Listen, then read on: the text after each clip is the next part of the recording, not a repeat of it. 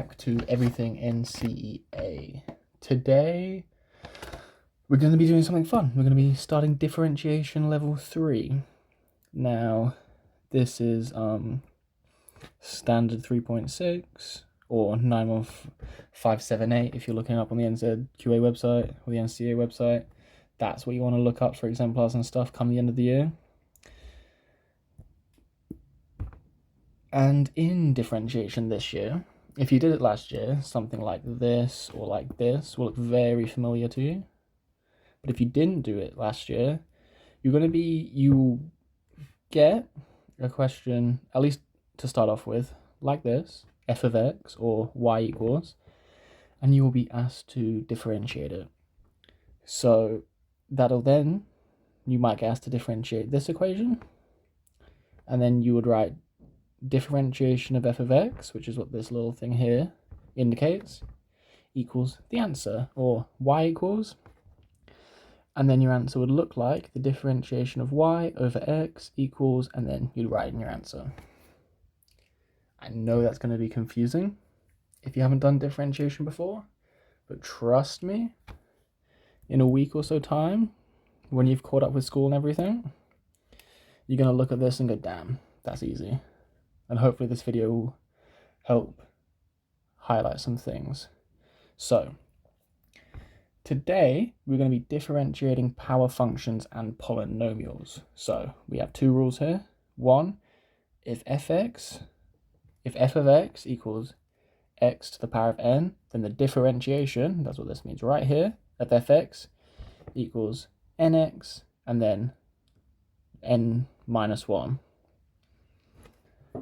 Again, will look confusing, will make all the sense later, and then the next rule, if f of x equals this, ax to the power of n, then the differentiation of fx will equal this. Sorry, that should be minus 1. So, move on to an example, because everything's much easier to learn when we got to an example. So I'll put my pen in blue. We are being asked the function of x equals this, and we will be asked to differentiate this. And when we differentiate this, so differentiation of fx, which is that, or the differentiation of the function of x equals that, we're going to multiply by the old power, and then we are going to reduce this power by 1. That's all this rule back here was saying. We're going to multiply by this power, which is right there, and then we're going to reduce it by 1. Multiply by this power, that goes there, and then reduce it by 1. So what that would look like in practice is we multiply by the power. So 4 times 3 is 12x. And then we will reduce this power by 1, so 4 minus 1. And then we keep on moving, plus, multiply by the old power, 6 times 3, 18x, 3 minus 1. And we can keep on working through that. Multiply by the old power, 14x. And then reduce the power by 1, so 2 minus 1. Multiply by the old power, so there's no x on its own, it's basically x to the power of 1, so 2 times 1 is 2, x 1 minus 1, plus, and then when we're differentiating, if a number is just on its own, like we have this one here, we can't multiply it by anything or reduce it by anything, so we just leave that out the equation. So plus 0. Or when you're writing it properly, you would just leave it blank. But for the sake of this, well, let's say plus 0. And then you work that out. So 12x, and then 4 minus 1 is 3. Plus 18x, 3 minus 1 is 2. 14x1, which would be the same as 14x. Minus 1 minus 1, so that would just be 2. And then plus 0, which we can just delete because you don't need it. And so that simply is the answer. I'm sure that is a little confusing, but as long as you remember the rules to multiply by, I'll put old in brackets here because time doesn't really have a say in math. Multiply by old power, then reduce, then reduce by 1. And if you remember this rule, the golden rule, and put it in yellow, that'll take you most of the way in level 3 differentiation. Not the whole way. Excellence and merit, you need a little bit more of an understanding, but that comes later. Right now, we're just learning the skill. Now, they might throw a little something in like this, a fraction, and it looks hard. It's really exactly the same. So, we'll be asked to differentiate the function of x, which would look like this, equals. Now, multiply by the old power 4, so 2 times 4 is 8 over 3, x, 4 minus 1, because we're reducing the old power by 1, 3 times 2, 6, over 4, and then x 2 minus 1 minus x 1 minus 1. Ooh, you can write it like that, absolutely, but this old power is technically a 1 there. You don't see it because if it was, for example, 5 to the power of 1, that would just equal 5, so there's no point in writing to the power of 1. But there is technically 1 there. So we multiply by the old power, which is 1, and then we reduce that by 1. That'll make it much easier for the next step. And we simplify that a little bit, so 8 over 3, x3, because we've reduced this by 1 there, plus 6 over 4, x1, or simply just x, and then minus 1, x1 minus 1 would be x over 0, which again, there's no need to write it. So if you're ever differentiating just x, it will just become 1. That's a simple rule to remember. So that'll be your answer again. And let me just double check I got that right. It's very simple differentiation, so I'm sure I did. Yep. Looks perfect.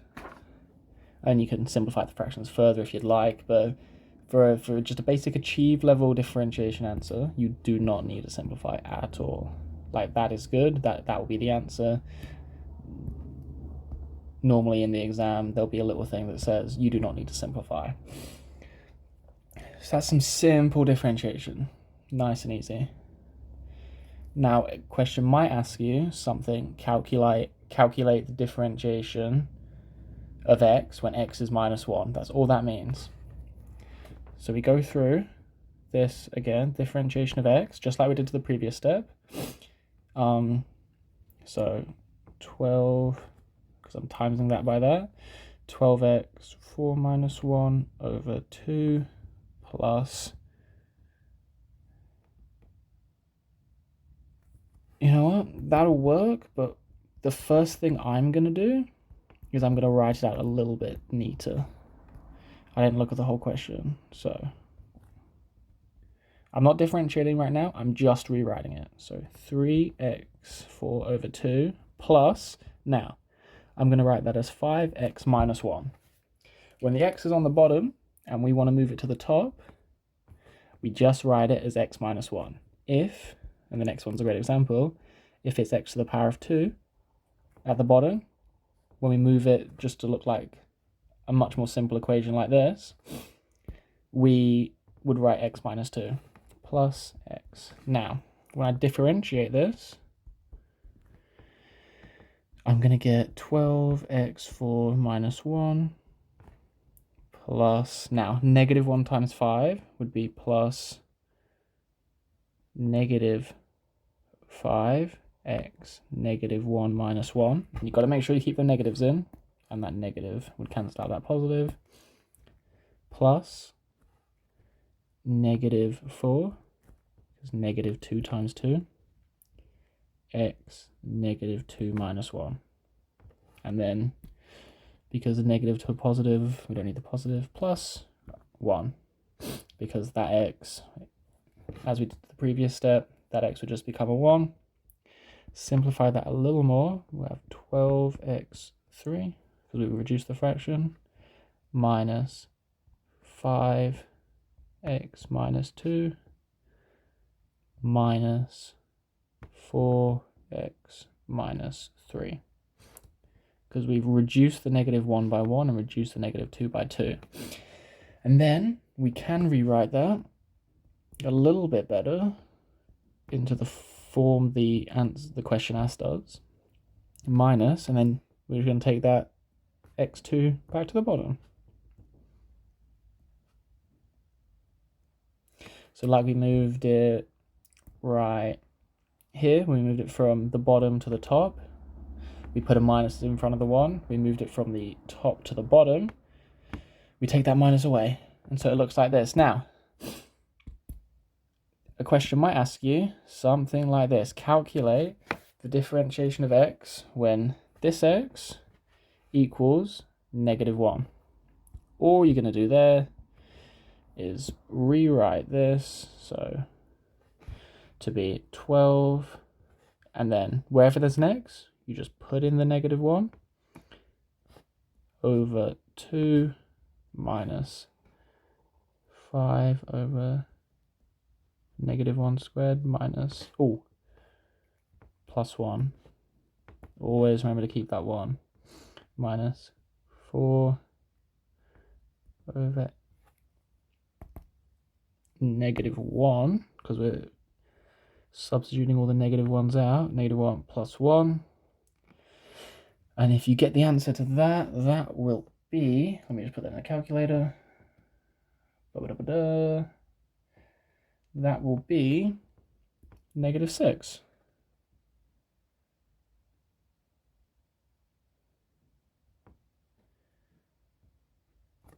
And so this question looks harder because you get something like this right there. It looks harder because you get that. But the differentiation, which finishes right here, is exactly the same. But all you're doing is wherever there's an x, you're substituting. So wherever there's an x, you're substituting that negative 1. Because that's what this bit of the question says. Calculate the differentiation of fx. So this is the exact same as that. Just where there's the x, now there's a negative 1. I'll do one more example. Something that gets a little bit more tricky. So you've been asked y, and you'll be asked to differentiate this.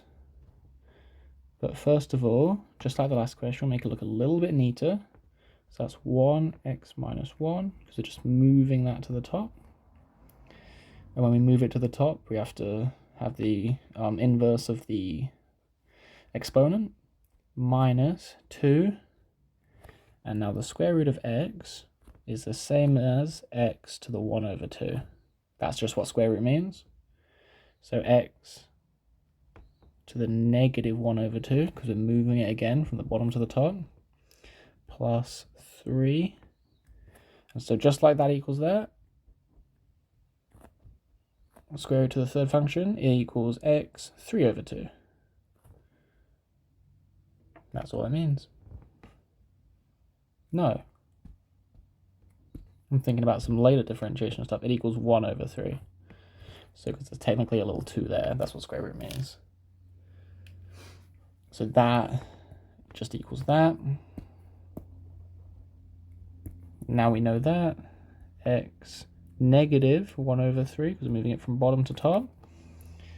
And so if you're asked y equals, and then you have to differentiate that, you'd write your answer as differentiation of y over the differentiation of x equals, and then exact same step. So negative 1 times 1 is negative 1x, and then reduce the power by 1, minus negative half times 2, which is negative 2 over 2. It's just basic multiplying fractions. X negative 1 over 2 minus 1, plus negative 1 over 3 times 3, so negative 3 over 3 x negative 1, and then we're just reducing the power by 1. Now, we have here, just quickly to make it a little neater, we have a negative here, which is here. And then when we multiply this out to that, we also get a negative here. So using just basic math knowledge of negative and a negative equals a positive. So make that look a little bit nicer. And then same here, we've got a positive and a negative. And just with a little bit of basic maths knowledge, we know that that would simplify to a negative. So now it looks a little bit neater. We will, again, make it look a little bit nicer. So we'll just sort out these exponents here. And so 2 over 2 is the same as 1. So 1 x, and then negative 1 over 2 minus 1 would equal negative 3 over 2. And if you don't know that, just look at some bit more basic fraction knowledge. Sometimes it's not taught in New Zealand schools, which is awful. So no problem if you don't get it. And then in the same way, 3 over 3, 1, x to the power of negative 1 over 3 minus 1 would be, just when it gets to powers like this, it's just annoying, negative 4 over 3. And then we can make it look a little neater again. So because we've got all these minuses right in front of our powers, we know we can put them all onto the bottom to make it look a little better. So negative 1 over x squared, just like we did with the previous question. When we've got that negative in front of it, we can put it on the bottom, and that removes the negative, plus, now this is just using, again, some bit more basic maths knowledge. X to the power of 3 over 2 is the same as x cubed to the second. And you can see that because x 1 over 2 equals the square root of x. So these denominators are both the same, which means they're both square root.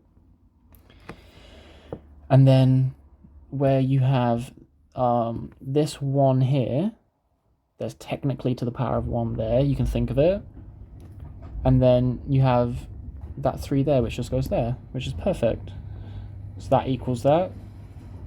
So x cubed squared minus, and then we'll do the same, just a bit of maths knowledge. X to the third, x4. Just the same as we did that. Use the same steps to work that out if you don't know it already. And then, yeah, that'll be your answer. So that is honestly all you need to know for differentiating power functions and polynomials. Really easy. At least all you have to do is remember these rules. They are the most important. And we did only do basic achieve stuff, but I hope some of it helped. And yeah, next time we'll move on with some chain function stuff, which is a little bit harder, but easy. So, hope you enjoyed.